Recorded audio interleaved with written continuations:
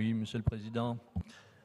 Nous parlons de la place de la région et je m'exprimerai ici en tant que régionaliste, membre de RPS, qui est le parti associé à Europe Écologie, et précisément parce que nous partageons les mêmes idées sur l'organisation institutionnelle de la société, l'autonomie des collectivités de base, le principe de subsidiarité, le fédéralisme différencié qui prend en compte les spécificités de chacun. Bref, nous avons un projet de société assez différent de celui qui est proposé par le projet de loi. Monsieur le Président, nous souscrivons à toutes les critiques que vous avez pu faire récemment. Vous prônez le régionalisme contre la métropolisation, mais réclamer le pouvoir pour la région, pour sa région, c'est risquer de crisper les autres collectivités. La régionalisation, c'est la recherche de l'efficacité des politiques publiques d'abord et la clarification des compétences. Mais aujourd'hui, les citoyens ne comprennent plus rien, comme de nombreux élus de base d'ailleurs.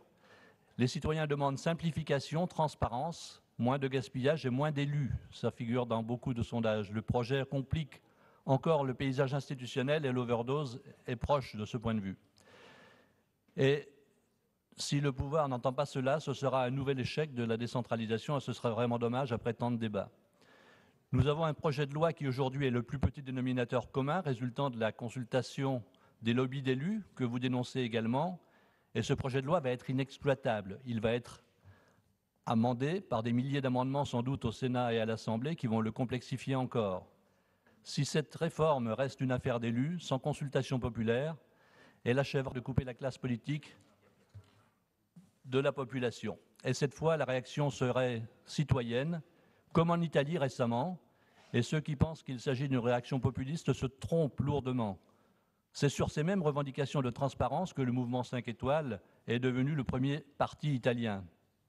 Il se trouve que j'étais auprès d'eux le week-end dernier, samedi dernier, dans le Val-de-Suse, où une centaine de nouveaux parlementaires étaient présents, avec 60 000 citoyens du Val-de-Suse, dans une manifestation contre Lyon-Turin. Ça laisse à réfléchir. Après tout ce qui a été dit, je pense par tous les partis, je pense que les dés ne sont pas jetés, comme ça vient d'être dit, et qu'il faut réagir maintenant, que le gouvernement doit reprendre sa copie. Et pour réussir la régionalisation, il me semble qu'il y a deux voies préalables. La première serait de mettre en vigueur ou d'utiliser un texte qui existe depuis longtemps, c'est la Charte européenne de l'autonomie locale, dont un parti a parlé. Cette charte est importante, je vais y revenir. Et puis la deuxième mesure, ce serait de décider, peut-être un jour, peut-être maintenant, l'évaporation progressive des départements. Ça fait partie de notre programme Europe Écologie et RPS, et l'OCDE vient de le rappeler. Alors la Charte européenne de l'autonomie locale, j'en dis un tout petit mot, elle a été adoptée en 1985, signée par la France, ratifiée par la France en 2004, elle n'est toujours pas appliquée. Et elle définit l'autonomie, les compétences et l'organisation démocratique des régions européennes. Et répond, Monsieur le Président, à tous les souhaits que vous avez émis, si on regarde bien, pour les régions françaises. Je vous engage, mes chers collègues, à relire ce texte avec attention et il faudrait idéalement qu'elle soit adoptée avant de faire les 4 lois, le Branchu, Fioraso pour l'enseignement supérieur, Duflot pour l'égalité des territoires et la fiscalité locale, parce que tout ça est lié. Et si on veut vraiment mettre nos régions au niveau de compétences, d'autonomie et de fiscalité des autres régions d'Europe, il suffirait de mettre ce texte en application. Je ne vais pas la citer, mais j'en cite simplement quelques passages. Les collectivités ne sont pas les exécutantes des compétences définies par la loi, elles ont des ressources fiscales propres. Une autre citation, le droit à l'autonomie est exercé par des conseils élus qui peuvent disposer d'organes exécutifs responsables devant eux. Ce n'est pas tout à fait ce que nous pratiquons aujourd'hui. Un second texte signé par la France qui semble oublié, c'est la déclaration de l'Assemblée des régions d'Europe sur le régionalisme en Europe, mais celui-là n'a pas d'application obligatoire. L'autonomie, c'est quand même un but, une finalité politique, et l'autonomie et la liberté sont sans doute les deux valeurs les plus fortes de l'humanité. Elles sont valables pour les individus, mais aussi pour les collectivités locales, et ça s'appelle le principe de subsidiarité. Et un État qui maintient en tutelle les collectivités, comme c'est encore le cas en France, on dit que c'est une démocratie inachevée. On est quand même les derniers à pratiquer cela. L'autonomie est un principe d'association qui permet tous les réseaux, et non pas un principe de séparation ou de repli sur soi. L'autonomie comme finalité politique peut devenir la base d'un système politique qui ressemblerait à celui des autres pays qui nous entourent. La seconde proposition que je fais, c'est la proposition qui figure dans le programme Europe Écologie et RPS, c'est la fin des départements.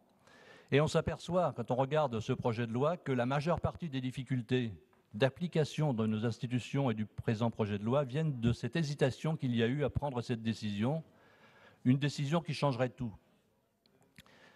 Il ne s'agit pas d'une suppression brutale et totale, mais simplement, elle réglerait beaucoup des problèmes qui sont évoqués ce matin. Elle réglerait le problème de chef de file.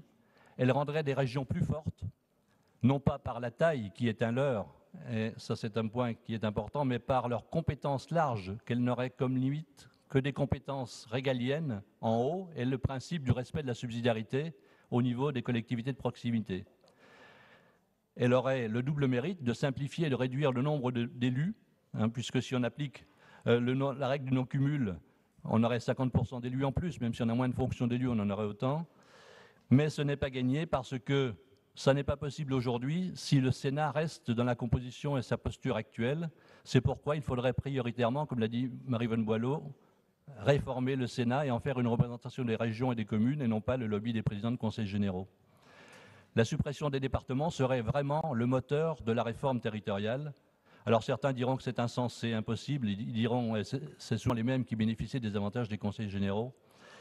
Et ce qu'on peut dire aussi, c'est qu'aujourd'hui, il y en a déjà 15 départements qui, d'une façon ou d'une autre, sont en train de se transformer ou d'être absorbés. La semaine prochaine, il y aura en Alsace la fusion des départements alsaciens. La Corse a déjà engagé la réflexion. Les partis bretons proposent la création d'une région Bretagne et puis que les départements soient des sections administratives. Le Pays Basque a déposé un projet de collectivité à statut particulier. Paris et Lyon, de fait, vont être des métropoles sans département. Et en Rhône-Alpes, les deux départements savoyards ont depuis longtemps, depuis quelques années, le projet de fusionner et de créer une collectivité à statut spécifique, le Conseil des Pays de Savoie sur le modèle alsacien ou bien même une autre formule de métropole. Bon, chacun sait aussi que je m'occupe d'un mouvement qui s'appelle Région Savoie et que je pense que ce serait une bonne formule. D'ailleurs, Monsieur le Président, lors de votre première campagne électorale, vous avez soutenu ce mouvement, mais c'était il y a bien longtemps. Et on voit que, comme le disait M. Debat au début, est en train de se construire malgré tout une organisation territoriale différenciée, où toutes les institutions n'évoluent pas à la même vitesse forcément. C'est en quelque sorte une sorte de fédéralisme à la française, on a parlé beaucoup de fédéralisme européen ces derniers temps, et qui aurait l'avantage de rapprocher du concert des autres pays européens, notre pays, tous étant peu ou prou fédéralistes. L'État français aurait alors un rôle régalien, et non pas il n'y a pas le rapport avec le roi, monsieur Ravache, des pouvoirs régaliens et un garant de l'équité territoriale. Enfin, l'expérimentation dont M. Debat a parlé est inscrite dans la Constitution depuis 2004. Elle serait le bras armé de notre organisation territoriale différenciée, dont l'État serait le garant avec la péréquation. Ce gouvernement, comme le précédent d'ailleurs, s'est posé une limite cependant. Ne pas toucher à la Constitution. Il me semble que c'est une erreur. Il ne peut y avoir de réforme institutionnelle sans toucher à la Constitution. Et là, je fais une petite incidence. La Constitution devait être retouchée selon une promesse pour les langues régionales. Elle ne le sera pas. Elle a été exclue et c'est fort dommage. Le mouvement auquel j'appartiens le regrette. Voilà, je ne veux pas développer les autres sujets. Monsieur Jean-Charles Colas développera la métropolisation. Je ne parle pas plus en profondeur du projet de Région Savoie, mais une autre fois. Et je pense que je terminerai simplement sur la formule de 2004 de Ségolène Royal qui disait « La France des régions, c'est maintenant » en 2004. Elle avait un peu d'avance, alors nous demandons à celui qui était son conjoint à l'époque de dire « Alors le changement des régions, c'est maintenant ». Merci, Monsieur le Président. Merci. Madame Ebalin, pour le groupe social.